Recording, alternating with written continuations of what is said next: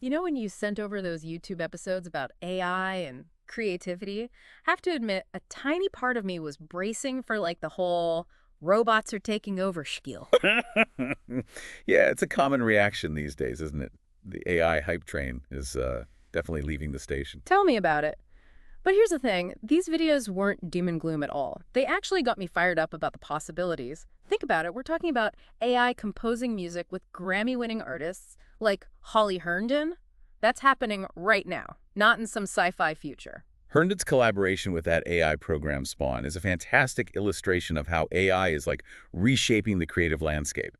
It challenges us to reconsider the very definition of a musical collaborator. It makes you wonder, what was that creative process like? Did the AI just spit out a melody, or was it a true back and forth? And how do listeners feel about an AI having a hand in the music? Those are the million-dollar questions, aren't they? And it's not just happening in music either. Remember that AI-generated portrait that sold for a small fortune a while back? Oh yeah, the one that sparked all those debates about who the real artist is. Exactly. That's the Edmund de Bellamy portrait. It fetched over $400,000 at auction. It ignited a firestorm of controversy in the art world. Here you have a computer program generating a piece of art that people are willing to pay top dollar for. It forces us to ask, who owns that creation?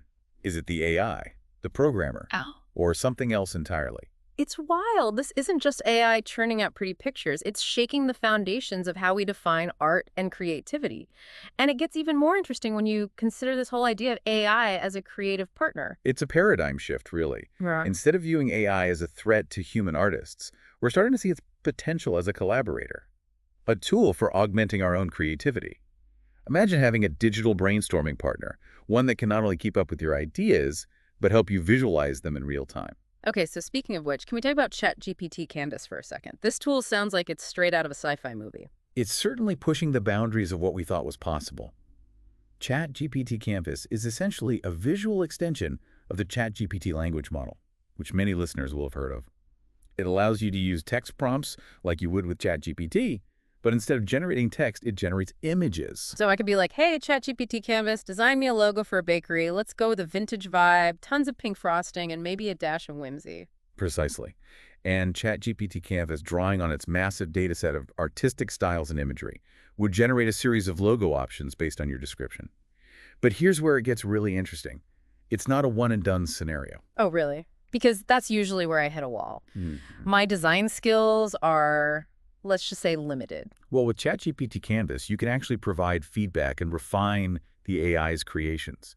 You can tell it to adjust the colors, tweak the style, even make it moodier if that's the vibe you're going for. So it's like having a constant back and forth with the AI, a true collaboration until you land on the perfect design. Exactly. You're essentially shaping the creative output alongside the AI, guiding it towards your vision. And this back and forth is powered by a form of AI known as a generative adversarial network, or GAN. It's a powerful technique where two neural networks essentially work against each other. One generates content and the other critiques it, forcing the generator to improve until it creates something truly remarkable. Hold on.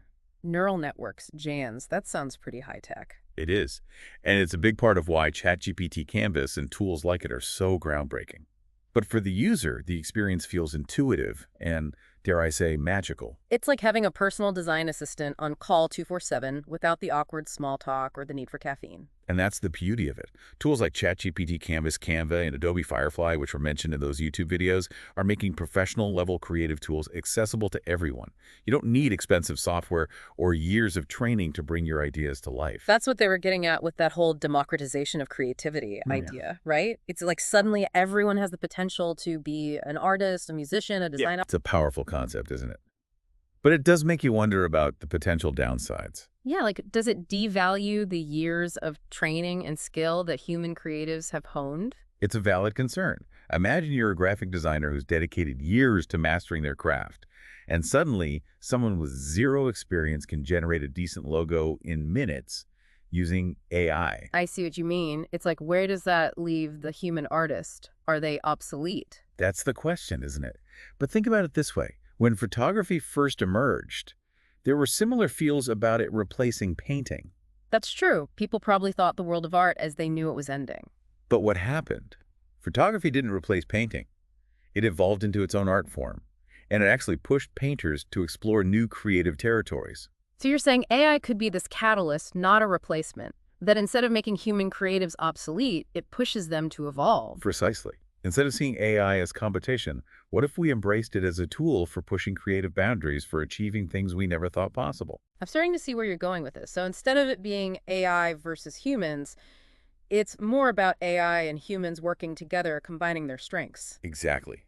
It's about leveraging the speed and technical prowess of AI to free up human creatives to focus on the emotional core, the deeper meaning, the storytelling aspect of their work. Okay, so let's play that out for a second. How would that work in a field like filmmaking, for example? Imagine a filmmaker who wants to create a visually stunted scene that would have been impossible or prohibitively expensive to film in the real world.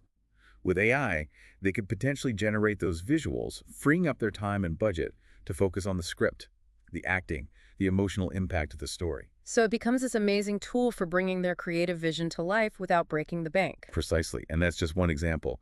The possibilities are endless when you start thinking about AI as a creative collaborator. You mentioned music earlier. Is there more to that than just Holly Herndon and her AI co-writer? Oh, absolutely. AI is popping up all over the music industry.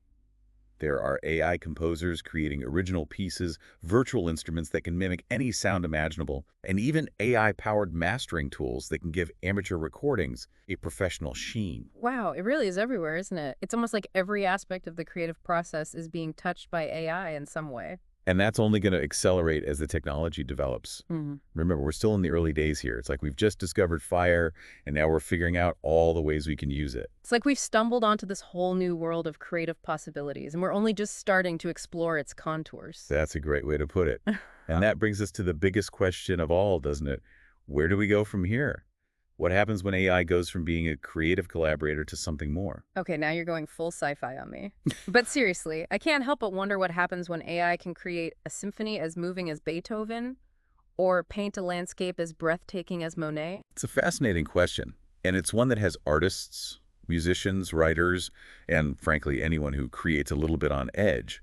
We're already seeing AI generate art that's technically impressive. But will it ever be able to truly replicate the depth, the nuance, the raw emotion that we associate with human creativity? That's what I keep coming back to. Can an algorithm ever truly understand what it means to be human? To experience joy, sorrow, love loss? Those are the things that fuel so much of our art. That's the heart of the matter, isn't it? AI can analyze terabytes of data, recognize patterns, and replicate styles. But can it ever replicate the lived experience, the emotional core of what it means to be human? So where does that leave us? Are we all doomed to become obsolete, creatively speaking? Should I ditch the microphone and start learning to code? That's a bit drastic, don't you think? Mm. Look, AI might be able to create a technically perfect piece of music, but I doubt it can replicate the feeling you get when you hear a song that resonates with your soul, a song that speaks to your own personal experiences. Like that feeling when your favorite band releases a new album and suddenly you're transported back to a specific time and place. Or when you see a painting that captures an emotion you didn't even realize you were feeling. Exactly. And that's where I think the real magic will happen, in the space between human and artificial intelligence. It's about leveraging the unique strengths of both to create something truly innovative and meaningful. So instead of fearing AI, we should be embracing its potential to unlock new levels of creativity. Precisely. Imagine a world where artists use AI to break free from technical limitations, where musicians collaborate with AI to compose sounds never heard before, where writers use AI to craft stories that challenge our perceptions of the world. That's an inspiring thought. It's like AI becomes this tool for expanding our own creative horizons, Sure. for pushing the boundaries of what we thought was possible. It's not about replacing human creativity, it's about amplifying it. And isn't that ultimately what creativity is all about? It's about pushing those boundaries, exploring new frontiers, and expressing what it means to be human in ever-evolving ways. And with AI as our partner in this journey, who knows what incredible things we'll create together. I think that's a fantastic note to end on. So to everyone listening, this deep dive has only scratched the surface of a vast and rapidly evolving landscape. AI's role in the creative world is still being written, and it's up to all of us to participate in that story. Keep exploring, keep experimenting, and most importantly,